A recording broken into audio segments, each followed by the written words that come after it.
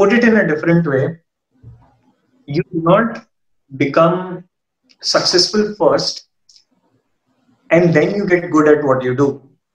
You get good at what you do and then you become successful. Now, if you love the stuff that you do, if you really do, it will be for the process that you will do it. Yeah.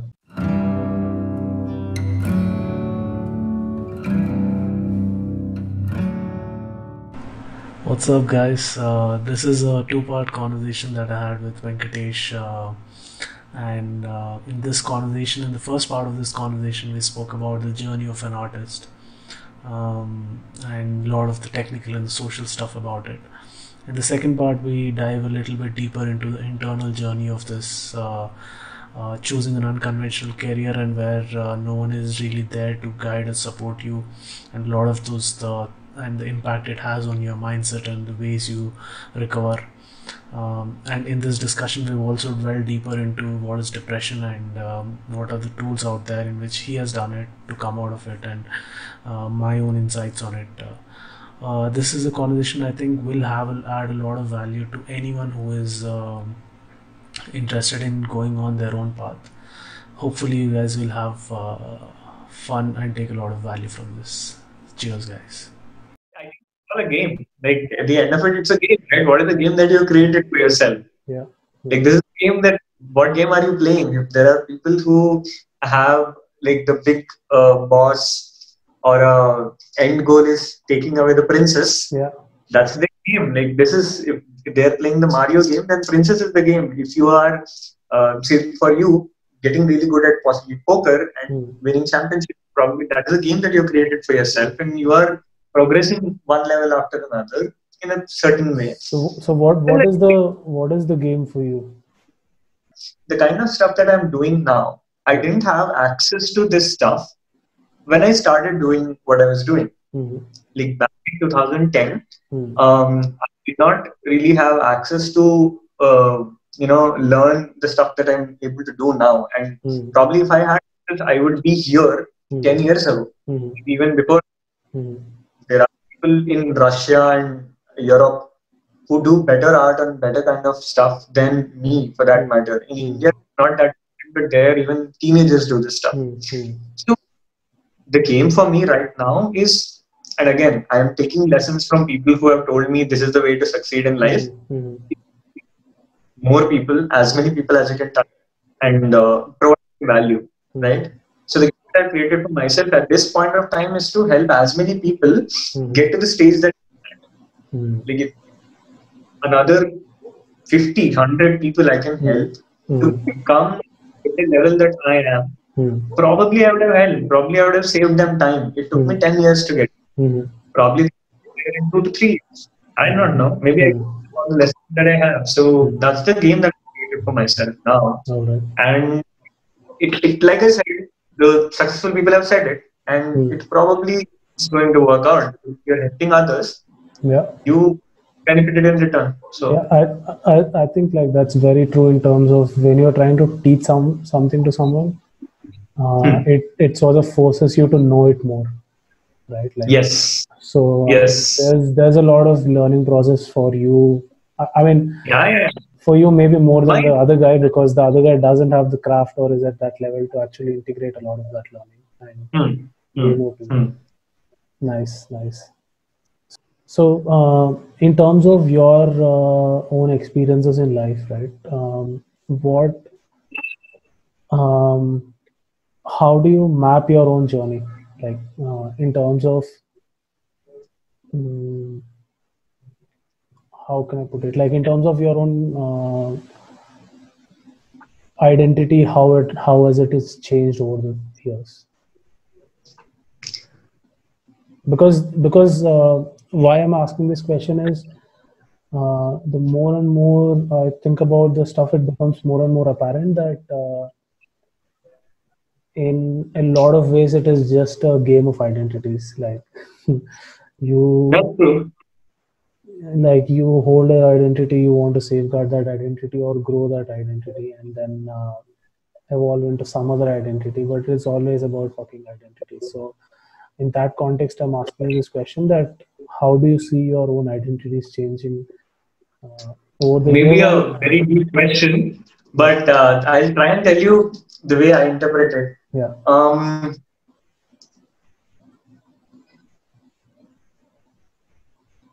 Probably my aims or goals when I was in a job, or some days back when I was in a certain setup, that time it was competitive. Yes, I was very competitive. I wanted to like be the guy who wins the race. But right now, that probably has changed. Mm-hmm. In a sense, I think of it like it's not about me getting across the line. Mm-hmm. Like I said, it goes back to the point where I said, I did not know about it then, but now I do. That when I'm probably helping other people or getting other people also get better, Mm-hmm. there is a certain joy that comes with it. Mm-hmm. I kind of have realized that that is better than me getting across the line alone. Mm-hmm. See, again, I'll be very, very pragmatic and probably put it this way. There are different things that I do, different things in the sense there is a certain client who gets me or gives me a job and I have to deliver on it. There is a certain timeline, deadline, everything that we're working on, right? And work has to happen a certain way. There is back and forth feedbacks, etc. Now that is one kind of work that I do. The other is creating content or putting it out, my artworks, etc. that I do. The third one, which I said, is about giving more people access to the stuff that I do, right? Or helping them get. I can hands down tell you, among the three, I love the third one the most. That the kind of satisfaction that I've been getting out of the work that I'm doing in that particular regard. And this probably is a big shift for me. Like you said, identity shift, if you to put it as. Yeah. At the time, it was more about me crossing the line, but now I think that has changed a lot. That has changed. And I know that I have a long way to go. But now, more inclined towards this aspect than the other things. Yeah. It was earlier, I am an amazing artist, or I want to show the world that I am an amazing artist. But now I want to get better. I have a certain stage that I want to reach. Yes. But what in this space is giving me a lot of satisfaction. I think that's the major shift that has happened. All right. So let's talk a little bit about depression and your own experiences with what it has been, and what in your perception, what is depression? And just an open-ended question. Okay. Probably the worst phase, or the phase where, I wouldn't say worst or good, but what I would say about the phase that I'm not really feeling good about myself was the time when I came back from Europe. Like I was in Europe for a 2-week period. We explored, and that was my first time going out of the country. All right. What I saw there kind of made me rethink everything that I was doing. In the sense, if I'm sitting in my room doing these sketches, illustrations, etc. But when you go to the Vatican City and see the cathedrals, the kind of work people have, like what have people created? Identity crisis. What is art, and what is out there? What is the benchmark? Like when I'm sitting here in Mumbai in my flat and creating whatever I'm creating, thinking that, oh my God, it's amazing work, and you go and like have a brush with reality and see what is out there. Then that time it was hard. Like after coming back, it took a good amount of time to get back and do stuff the same way I was doing. Obviously, it changed me in a lot of ways. So what was sort of the dialogue then? Like, I mean, why did it impact you? I will never be as good. I will never do something as significant ever in my life. Whatever I do, right? whatever I do, So, I will never be what is the problem with that? exactly. So I think for artists, like I said, it was about me crossing the line at one point of time. Yeah. If I had to do that, then I had to be the best. I had to do all the things right, and I had to get to that state where I would be considered poster boy. This done it. And that was the way I was looking at it, and it is not practical, or it is probably the right pursuit. And people who have gotten there have not got thinking they want to get there. Right? So I think that thing, it hit me hard, and it took a lot of time for me to get out of it. And then, like I said, I changed my way, or changed the way I look at the things that I'm doing. That was kind of hard. Yeah? I mean, it was very hard accepting the fact that knowing that there will always be somebody better than you. There'll always be somebody who will do this stuff or whatever you're doing in life better than you. And that put me in a dark spot for a bit. But I don't know exactly whether I was clinically depressed, but I felt I was not feeling good about what I was doing. The energy to do what I was doing. So that was a difficult spot, specifically in this phase of life. I think in my teens sometime I might have been depressed, but that I don't have very clear recollection of. In context of what we are talking about, this has been one is where it's kind of difficult. In that case, everything seems like you're not enough. Like, whatever you do, you're not good enough, or whatever you're trying to do, you feel like this is not going to amount to anything at all. Like, effort anyway. And then what did you see then, or what you changed then, or like how did that play out? Like what happened? It took time. I do not know of that moment where it switched back to what I am doing today. There is no such moment, so to say. But I think some part of it is also to do with the fact that, so this is also something that I want to talk to you, is an artist's job is to create something, and when they are doing it for their own self, there is nobody evaluating it, right? Apart from these external likes or whatever comments, etc., engagement metrics that you get. If you're doing it for somebody else who's paying for it, right? This part sometimes get tricky because the person on the other side is not an artist. Point number one is that they probably are not sensitive or as empathetic as you would expect them to be. And they are looking at it as a piece of work. Like, I'm paying for and it can especially get difficult if you yourself are in a little bit vulnerability, right? Exactly. So that phase, when I said it was hard for me, during that phase I completely stopped taking orders. Because any one small thing, if somebody pointed out or said that this is not okay, it's not looking funny, it would immediately hit you as people commenting about your capability. You would not take it as a comment on the piece of work. And it takes a lot of strength. It is also a thing that you need to develop. People need to be able to inculcate that ability to be able to look at feedback as a feedback on the piece of work themselves. So they have to be able to associate themselves from their work and stand alone. And that piece of work stands alone. Their body of work is a body of work alone. And in that moment, whatever is being talked about in that context, and that's about it. If we cannot differentiate, specifically people who are into the creative field, and it's true for anything too. Like basically what you're talking about, like the way I hear it is, you started off with this pursuit of being a top artist, recognized artist, and poster boy. And when you saw the work that is out there, you realize that you can't compete with that. And then you have gone into a vulnerable space of,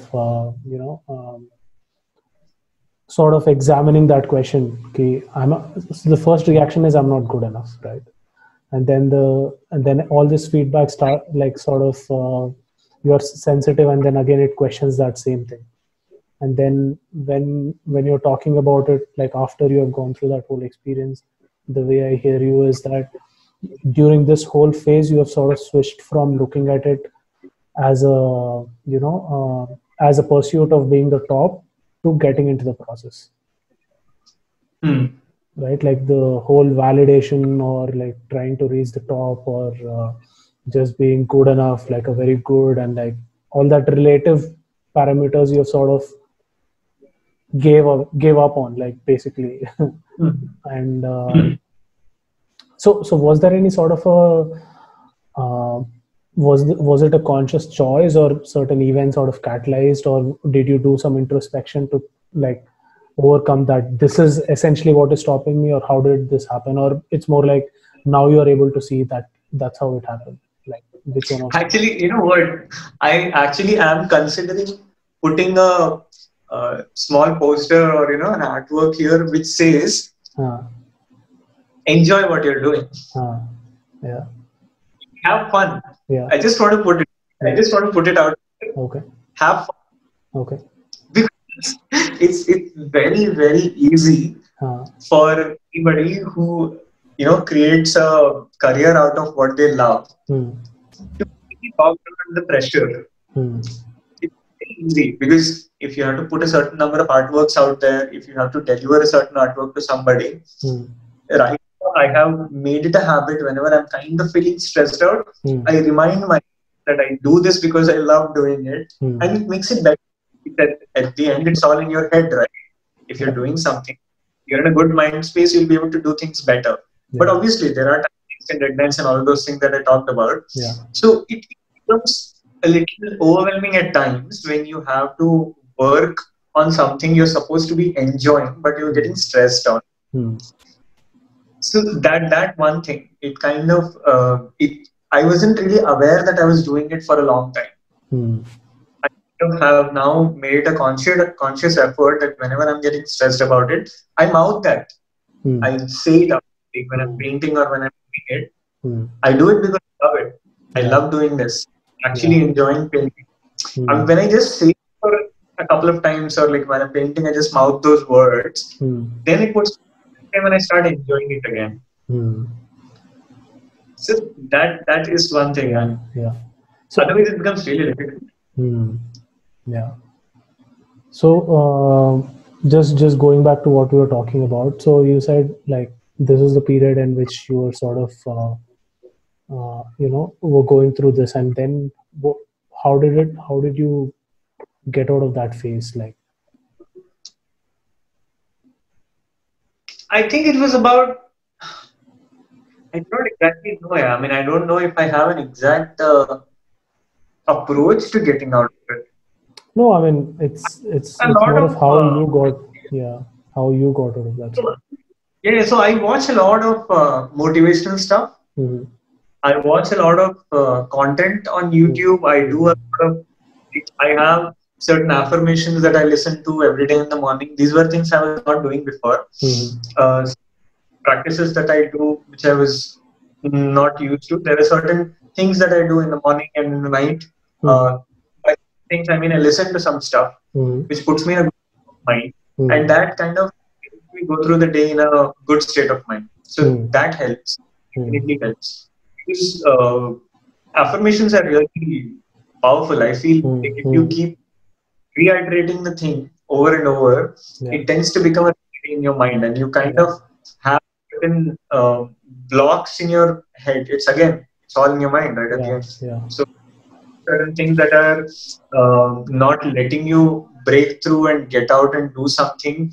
One of the ways to do it is affirm that thing again and again. Listen to things which will make you feel good about yourself. And then there is this myth about a frustrated artist, right? If you are really in pain, and if you are, if you're bleeding, and if you are really struggling, then you will make great art. That's something that people keep.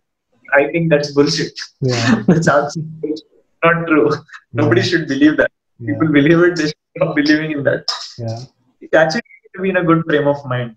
It's only these that might help you in a state where you are probably not feeling good about yourself. Surround yourself with more positive stuff, and then start doing it, and not with the pressure of externally. So I think these are some things that I had tried at that time, and slowly it worked. And I think it's also essential to surround yourself with positive people, like people who lift you up, people who boost your energy rather than put you down in a way.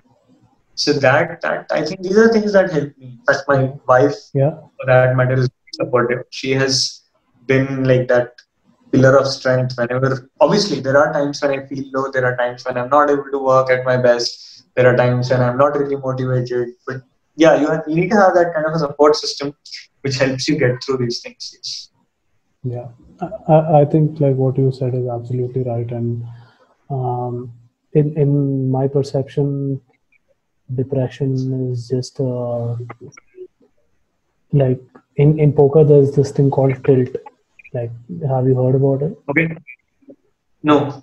So basically, like, let's say you make an like you say there is a certain type of decision making that you do, right, which you have developed over a period of time, but then something happens and then you are no more sticking to that decision making but doing completely weird stuff, like let's say you get a bad card beat or something, you're completely emotionally devastated and then you're doing random shit.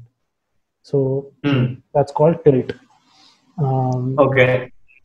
So I think depression is just a macro tilt of like it being happening in a small period of time, like in a session if it happens it's called tilt, and if in a macro period of time if it's happening you can sort of call it as depression. And that's a nice analogy. And then so like how do you change things in life? How do you change decisions and do something absolutely different? Yeah, because it's essentially a low energy state. Like if you look at it the most fundamental way, like you are in a different state of energy. Even throughout the day you are in different states of energy, right? So in the macro, if you're like daily, the moment you get up, what state you're waking up from, if that's on a low energy state, you can sort of call it as depression or whatever. Like I don't know about the clinical definitions and all that. I mean, it's just I'm just saying a layman understanding of it. Yeah, that's true. Energies, I completely understand what you mean. Yes. Yeah, and then and typically when you are in those low states of energy, because you have been constantly investing in some energy in some sort of a thing which has not been working out, and like which is sucking out a lot of energy, like a lot of and typically these are emotions or some sort of thought processes or activities. It could be even activities like you might be just doing too much drugs or whatever, right? Which are just draining a lot of energy. And then the first thing that is sort of important is to realize that these what are the just sort of looking at what activities are draining you out of energy. And it can be even mental patterns, like you said about you are constantly, because you're constantly measuring yourself with something else, and when it sort of devalidates that is not the case, or that system is no more working, basically, that because you are seeking a lot of energy from there, because you are like, okay, मैं top जाऊंगा उससे काफी motivation आ रहा था तेरे को, you're putting a lot of effort into it, but then suddenly that thing is gone, right? So then it becomes a black hole instead of giving an energy. So it's sort of so then what you ended up probably doing is, like, consciously or unconsciously, is you sort of re-examined that whole paradigm and said, this is not what is really healthy, this is not working out for me. And in a lot of ways, depression is just life telling you that what you're doing is not working out, like something fundamental is not working out. And it's often a life's way of pushing you to see it for yourself, right? Like and then it's very hard during that period, but when you are out of it, you can see that how helpful it was, right? Because it sort of changes you in so many ways, right? And and the way I sort of slowly got out of it is by just respecting the laws of momentum. Matlab, don't try to push it too much.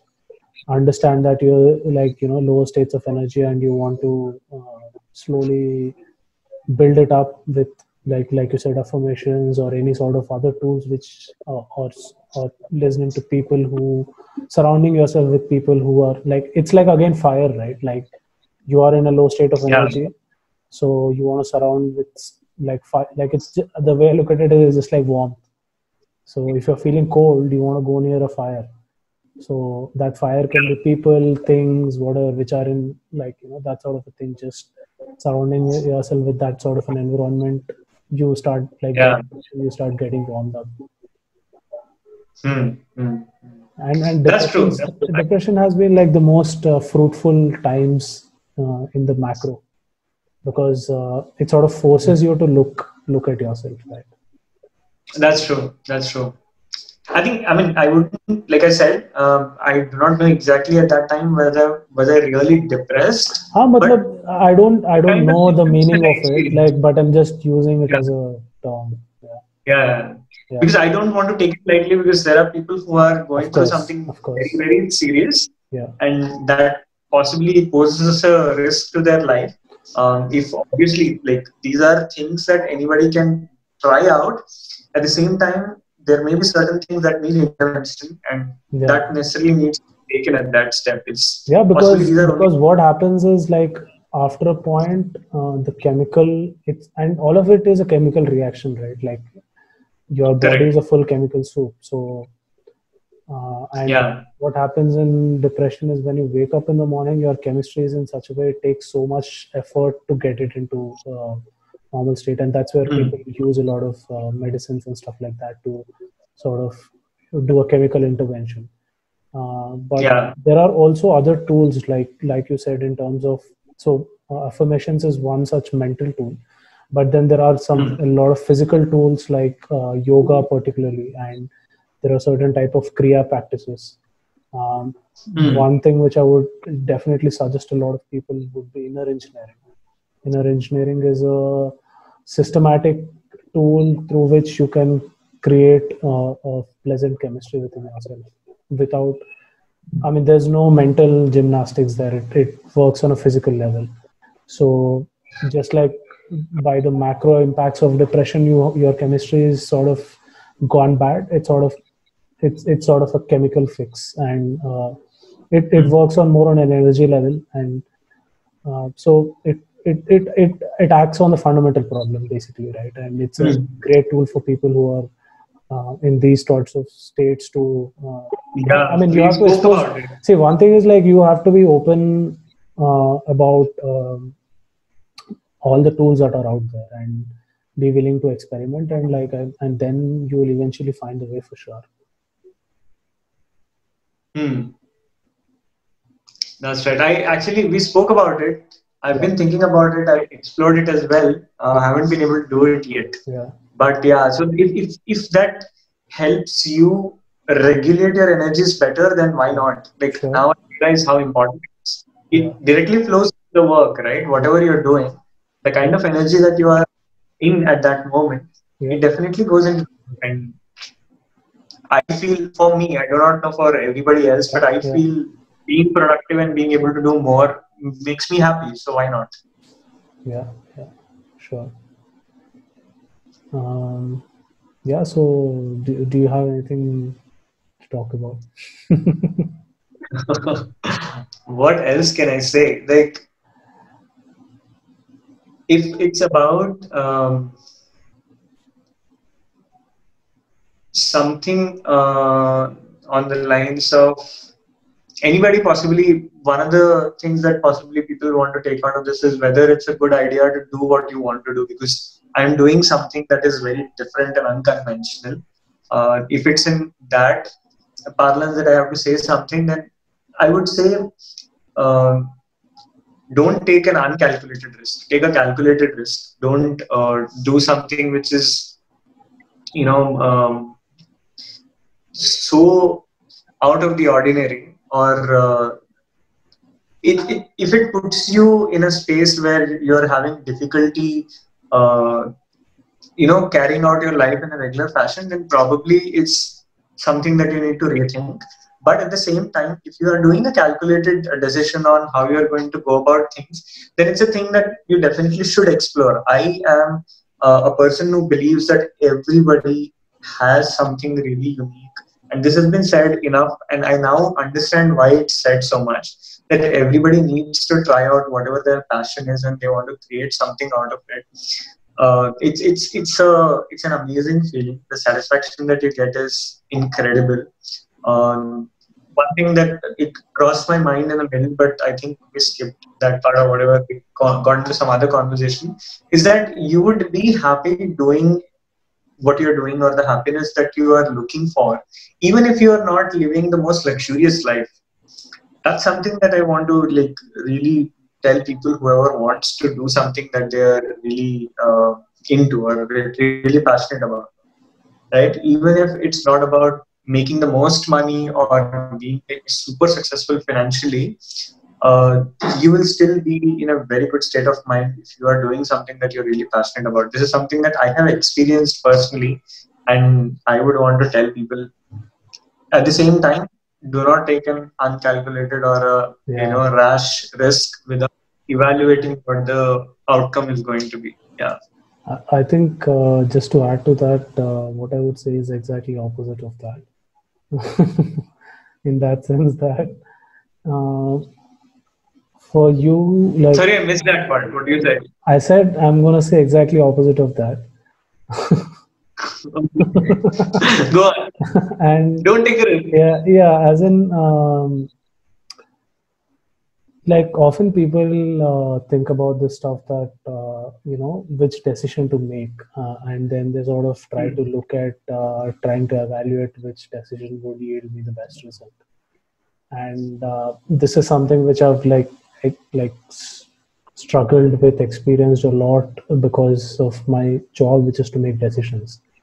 So and then after having gone through these cycles over and over and over again, the conclusion that I've sort of come to now, which again isn't necessarily a conclusion but a current realization, is that it really doesn't matter which decision you take, but what matters is after you take that decision, whatever decision you take, like you have to back it up. Like that is more important than the decision, which decision. And about because what is a bigger problem is the doubt. What is a bigger problem is like a state of not full commitment. Like even when you make this decision, if you are sort of doing a calculated risk, right, then that means that you still have both the options in your mind, but you're making this choice. And if some difficulty is faced in that thing, you're always going to be saying to yourself, you know what, wo option better tha. Or how would it be the other way around? So in that sense, just whatever decision, like, yeah, sure. I mean, one way, see that, okay, if you're taking one path, maybe you'll be a little bit more secure, but maybe on the other path, you may not have so much security. But those are the two things. But once you consider that and once you make a decision, just back it up. Because there are a lot of traps, and then life has its own beautiful way of like teaching you everything in any path, so it really doesn't matter. Okay, both the options are fine. Because you get to play the next hand and then again you get to make a decision, so it's fine. Yeah, I understand what you mean. So I was looking at it as essentially that going all in is all what I'm for. Going all in is the only way to do it. Like you cannot win if you're not all in, right? That's obviously taken care of. Like, but it is also true that not everyone achieves the success that they're looking for, right? It's practical, it's real, and that's the word is. Like, get into it, but at the same time, make sure that if you fall, you have the energy to get back up and do something else or move forward. That's what I meant. I did not mean that you have like different options always open and always going on two parallel boards. Yeah. Yeah, we kind of are saying the same thing here.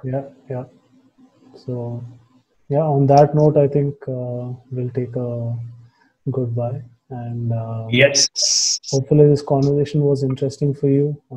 If you have any, It was really fun. if you, I think Venkatesh's Instagram handle, everything will come here at the bottom. You can follow him on Instagram. In the description also, the details will be there. You can check out his art if he does a lot of custom stuff. So if you're interested in getting something done for you, do reach out to him. Hopefully this was real enough and vulnerable enough for you to take some deep insights and help you in whatever spot you are. All right. Thank you, Venkatesh, for doing Thank you so much. It was amazing talking to you. So many things that I had in my mind. I just was going on and on, rambling about stuff that I was thinking about. I did not have a medium to say this. You gave me an opportunity. Thank you so much. It was really fun. And yeah, so I do digital art and painting related stuff over at my handles. You can come over, you can connect and talk about stuff. All right. So, see you. Yeah. Bye.